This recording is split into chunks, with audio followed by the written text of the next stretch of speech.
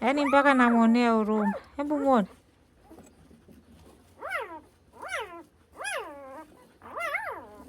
Umemchokoza Abe. Hebu sogea. Anajivuta kwa mamake. Mweke nyama saizi, anze kujivuta mpaka mida saa ngapi tunamfunika.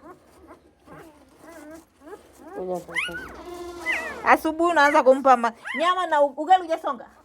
Ugali vidogo vya kivuta mtoto anavuta na ugali.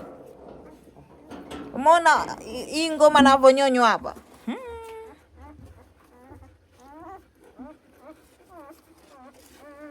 Wanajivuta. Ila wamechangamka tofauti na jana. Kesho nimchukulie mkate, sijui tumponde na maziwa. Atiano. Ale. Sio na wale waleta na mkate, inawezekana walichukuliwa mkate. Nimwambie baba aulize mtu mzazi anakula ni jamani, mtoto ananyonywa. Sisi tu tunaonyonya na hawa walivyokuwa hao, tunakula ovyo ovyo je kwa huyu jamani. Cheki watoto 7. Anahitaji maziwa ya kutosha kabisa. Mchukulie mkate ni mponde. Tunamchanganyia na maziwa.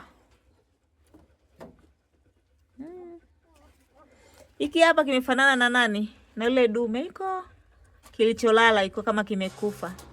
Kifanana na Odinga iko. Na kingine kiko hapa, na kingine hiki huku. Hapa. Na kingine hiki hapa. Na kingine hiki hapa. Tena nahisi ni kidume. Wewe toa mkono wao. Viko 3. Na hiki hapa. Alafu ni kividume hivi eti. Unaona? Hamna jiso kidume. Iko sio kidume. Kwa hiyo viko 3 vyofanana na baba yao. Vingine naona vyote labda mpaka vikue ndo tutajua.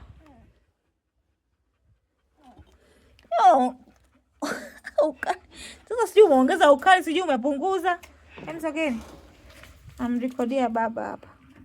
Aone kijiji chake.